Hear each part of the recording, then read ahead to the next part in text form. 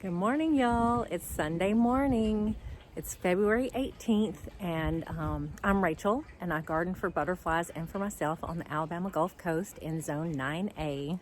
And it is cold out here. It's 39 degrees. But here's something crazy. So I have some Eastern Black Swallowtail Caterpillar chrysalises, and one of them emerged yesterday. And I had to release it. It wasn't ideal, but I think it's going to be okay because it didn't get down to freezing.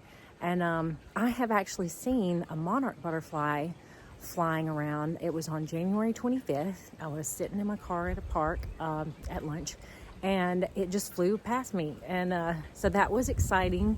They can, and we had several days of like 22-degree temperatures at night, and it had made it through that. So they are resilient.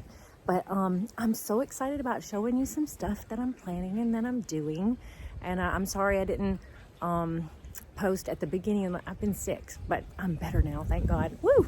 That wind is blowing. But I'm really excited about telling you something else. My sister has a channel also, and she's in the Pacific Northwest. And at the end of this video, I'm going to add a little section about her, what she's doing, and then I'm going to post the link on the description of this video so y'all can go and see her stuff. She is so precious and so fun. But let me just show you around. The things in the pots at the front were all dead and gross and wearing me out, so I had to move them and cut them back. And I went around and got some of my favorite pots, my prettiest pots, and put a few things in them just to cheer things up, because this has just been, I just couldn't stand looking out the window and seeing all the brown and the dead. So what we've got here are things that are pretty hardy for cold because they look fine. And I have a little video when I bought these things. I got them at Lowe's and Home Depot. So I've had the Carax grass right there, but this is something new to me. This is it's like a pink sedum, and it's a perennial, so hopefully it'll live. This is the only lavender that's actually ever really grown for me, and you can see right here. Oops.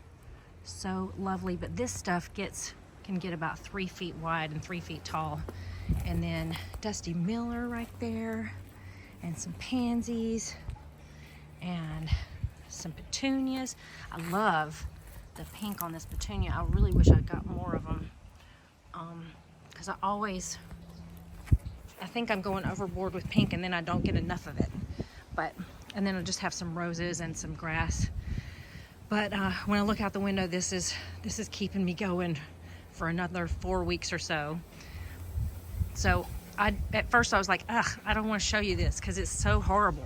I mean, it's it's tragic. But you know what? You'll need to be able to see it so that when things do look better, you can remember that it started with this. Because you know what? I want to give you hope that things will get better. That's what's so amazing about growing a garden, because it changes by leaps and bounds when the weather is right. So yeah, I just have a collection of pots right now, and I got the fountain started again. It turns out that the pump just needed to be cleaned. Imagine that. I've started potting up these cuttings of salvia.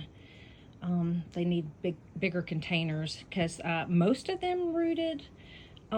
Although when we had that several days worth of 22-degree weather, some of them got frostbitten. They were just up on this table, and somehow some of them managed to make it and some didn't. So these are the ones that need to be potted up.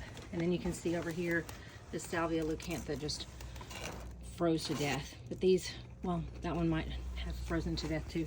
But I'm kind of behind on this, and I need to get going. Look, I think I might even have a Duranta cutting. That is pretty amazing. The other ones died. I've got a whole tray of hyssop, anise hyssop right here, and I think it's anise.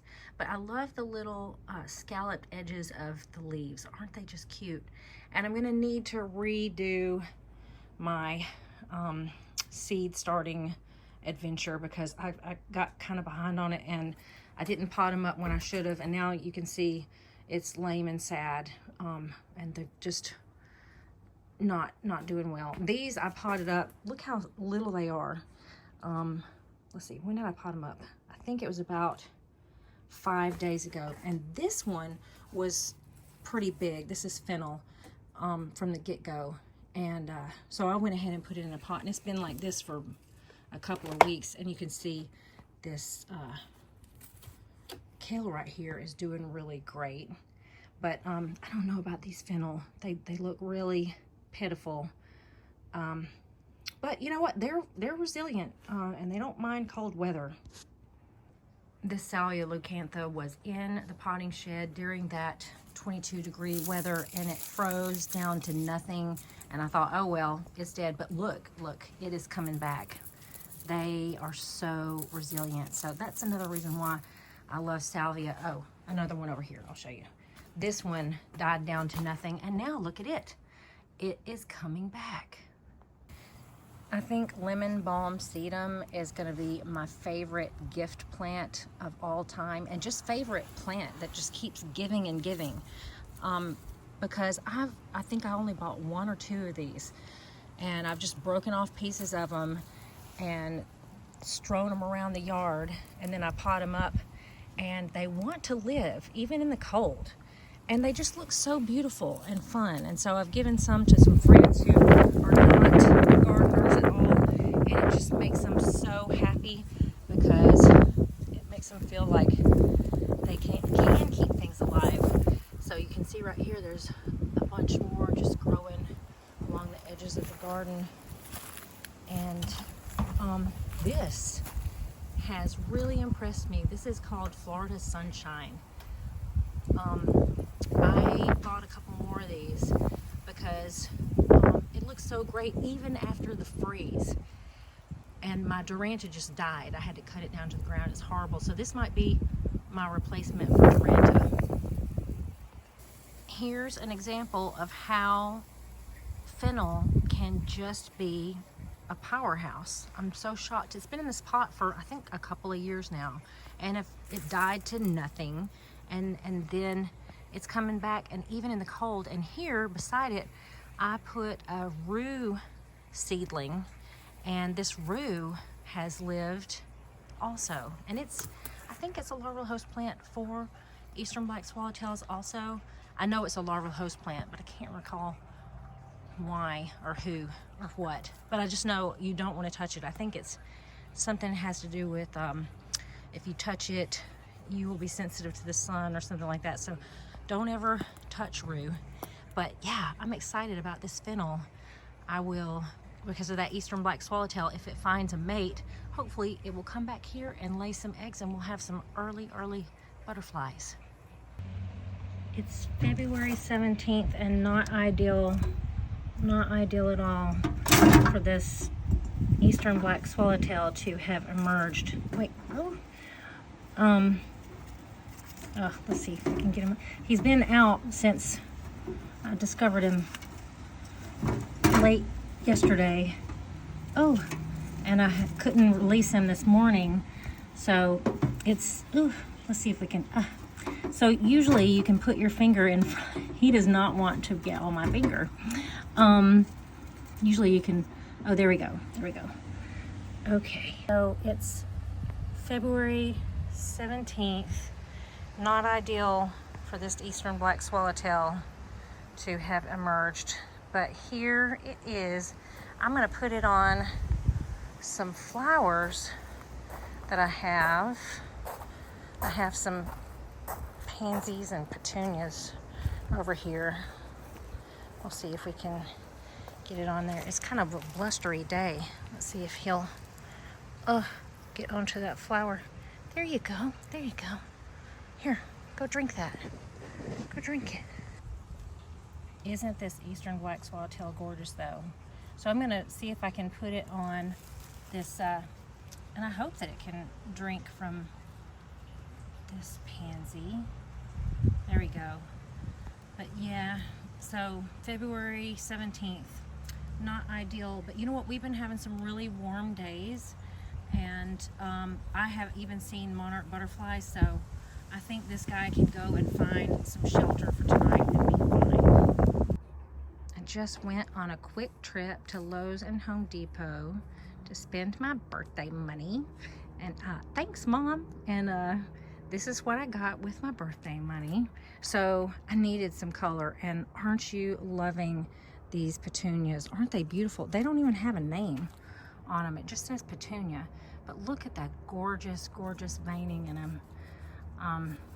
So those were at Lowe's. And also these, I've grown these before. They get really big. Now this is a lavender. This is a, let me tell you exactly what kind. They're that kind of lavender. And they grow about 3 feet tall and about 3 feet wide here. So those are lovely. I like the gray-green foliage, and that they actually will grow here. And here's something new for me that I've never grown before, but I found this at Lowe's. It's sedum, and it's spot on rose sedum. So I couldn't pass it up because I thought I would really like to grow some more sedum, especially after I've had such good luck with that lemon balm sedum. And then I just got a few precious little pansies and some Dusty Miller, and then this grass right here, which looks like nothing right now. It's kind of pitiful, but it's gonna grow pretty big. So I just wanted different textures and colors, and I can't wait to like pot these up and put them out. Today, February 14th, I went to Kim's Nursery in Wilmer, Alabama, and I also went to Cornucopia and got these lovely, lovely plants. I'm really excited about the different colors and textures because this is Florida Sunshine plant. This came from Kim's, and I know it doesn't look like much right now, but I have one that I planted in the ground and it did so well this winter. And then this is Stokes Aster. This is a native, and it did really well. I have it in another garden, and it didn't get frozen like everything else, so I'm excited about this. This is a new to me kind of salvia. It's some kind of, I think it's called bluebud salvia. I really like the kind of pale color, and it looks you know, sagey. So I've never grown that before. And here's something cool. This came from Cornucopia. These pots are biodegradable. So this dark sweet potato vine, I'm just gonna plant straight in the ground. I'm gonna pop that little side thing out right there and then just put it straight in the ground. They told me I could do that. And these are, I think these are the same kind of roses that I had in a pot from Kim's last year, and they've got that pretty kind of magenta rose color. Oh, so pretty. This is fun. This is a native blueberry bush. Look how blue it is. I'm really looking forward to growing that in the ground. I'm not going to put it in a pot. Something else, I've always wanted lamb's ears, and they had these at Cornucopia, and they're just so soft and sweet. So that's exciting. Then I got these 2 passion flower vines at Kim's. Because mine are dead, and I hope that they'll come back, but I don't know. So this is the passion flower vine. It's supposed to have purple flowers. Hopefully it will. Then I got some Calibrachoa. I really like the colors. And this is like a creeping, I think it's creeping phlox. Isn't that not a pretty, pretty color? I think it said that it was red. This was at Kim's, but to me it looks just hot pink, but that's a really fun thing. And then a pink right here, yarrow. I hope that I can grow it because I don't have very good luck with them. Some blue, I can't remember what this is called, but you know, I have to get it every year because well, I just love it. You need some blue in the garden.